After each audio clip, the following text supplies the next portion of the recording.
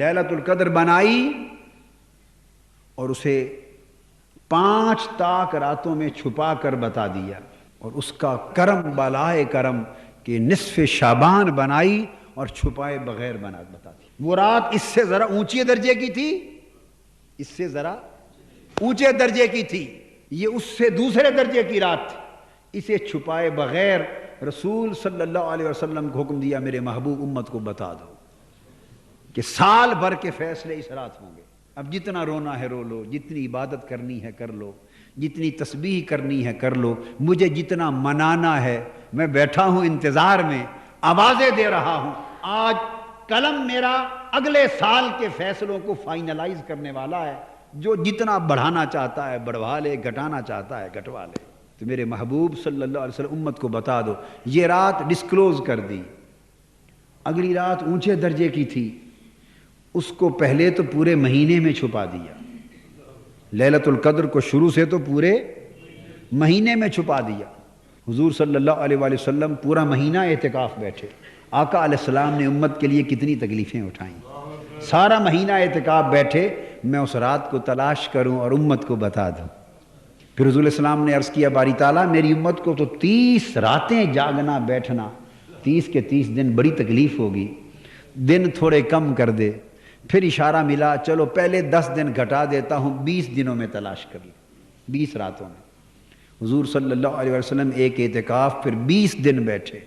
عرض کیا، باری تعالیٰ میں نے بیٹھ کے دیکھا ہے میری امت تو گناہگار امت ہے، کمزور امت ہے، ان کو 20 دن کا اعتکاف بھی پریشان کر دے گا، غفلت کریں گے، مدت اور کم کر دے۔ فرمایا اچھا آخری 10 دنوں کا اعتکاف کر۔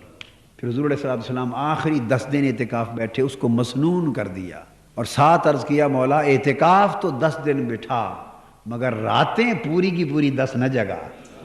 میری امت کو اعتکاف تو بیٹھا مگر راتیں 10 پوری کی پوری نہ جگا، تو ان میں اور کم کر دے، میری امت بڑی کمزور ہے۔ تو مولا نے فرمایا اچھا میرے محبوب اعتکاف تو 10 راتیں رہے گا، 10 دن رہے گا، مگر جاگنے کے لیے 5 راتیں کر دیتا ہوں، 5 تاک راتوں میں جاگیں اور تلاش کر لیں۔ اللہ پاک چاہتا تو وہ ایک رات بھی ظاہر کر دیتا، مگر اسے پتہ ہے کہ جو چیز اس امت کو آسانی سے مل جائے یہ اس کی قدر نہیں کرتے۔ جو چیز لینے میں محنت کرنی پڑے اس کی قدر ہوتی ہے، اور جب کوئی چیز چلی جاتی ہے ہاتھ سے کھو بیٹھتے ہیں تب قدر ہوتی ہے۔ اللہ رب العزت نے فرمایا کہ چلو ایک ان کو رات دے دیتے ہیں، بتا دیتے ہیں 15 شعبان کی، اس کو چھپاتے نہیں ہیں، ایک 5 راتوں میں چھپا دیتے ہیں۔ اب ایک جس کو چھپائے بغیر بتا دیا اس کی قدر بھی دیکھ لو۔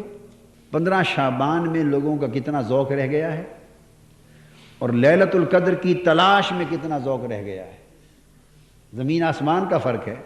اور وجہ اس کی یہ ہے کہ وہ بتائی نہیں، یہ بتا دی، یہ آسانی سے دے دی ہے کہ 15 شعبان کی رات ہے، میں فیصلے کرتا ہوں سال بھر کے لیے مانگ لو۔ اس کو چھپا دیا، اس پر محنت کرنی پڑتی ہے، اس کی قدر چلی آ رہی ہے۔ اگر میں سمجھتا ہوں اگر وہ رات بھی اسی طرح بتا دی جاتی تو شاید اس میں بھی ہم آرام سے گرس ہو جائیں، قدر کھو دیتے۔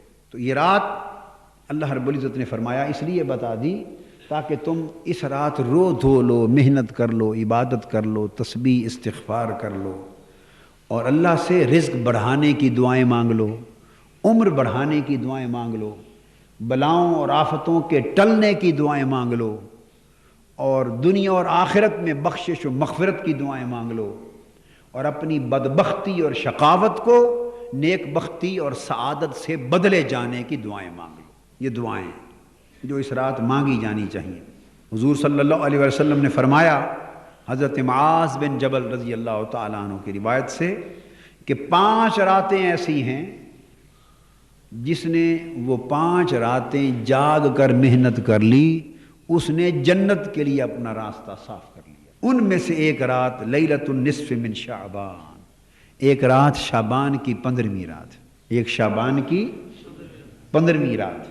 حدیث پاک میرے سامنے ہے، 5 راتیں معلوم ہے مگر اس وقت ایک ہی بتاتا ہوں، اس لیے کہ پھر آپ کہیں گے چلو ایک اور بھی ہے اس میں جاگ لیں گے، اس کے بعد 5 ہیں چلو آخری میں جاگ لیں گے، اور معلوم نہیں کہ آخری کی مہلت بھی نصیب ہوگی، یہ نہیں، وہ بتا رہا ہوں جو آ گئی ہے۔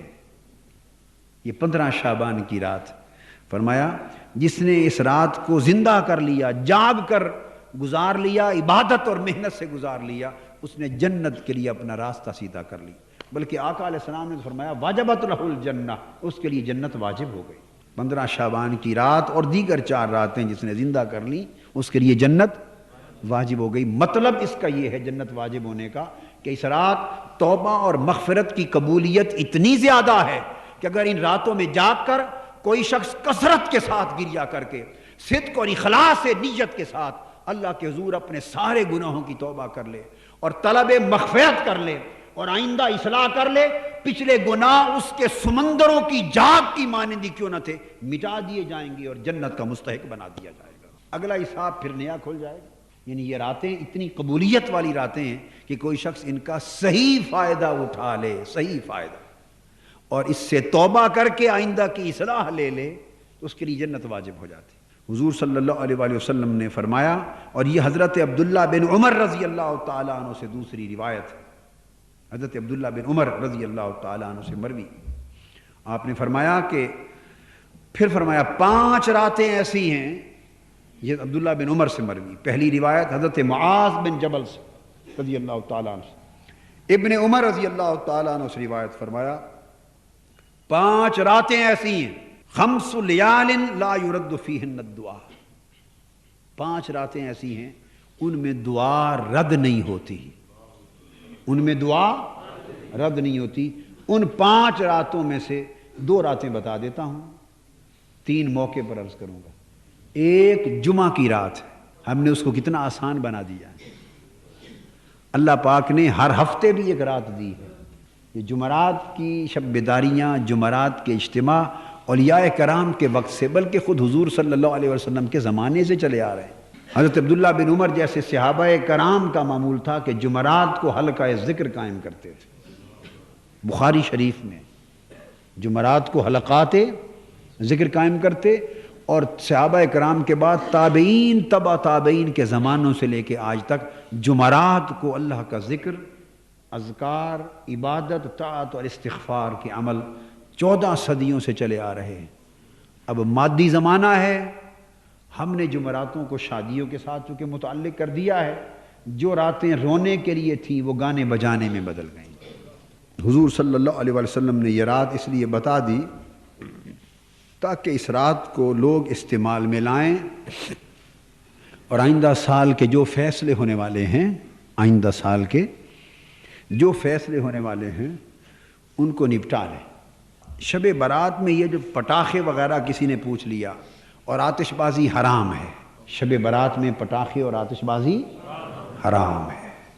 سب سے پہلے نئی ویڈیوز کو حاصل کرنے کے لیے شیخ الاسلام ڈاکٹر محمد طاہر القادری کے آفیشیل یوٹیوب چینل کو سبسکرائب کریں اور بیل آئیکن کلک کریں۔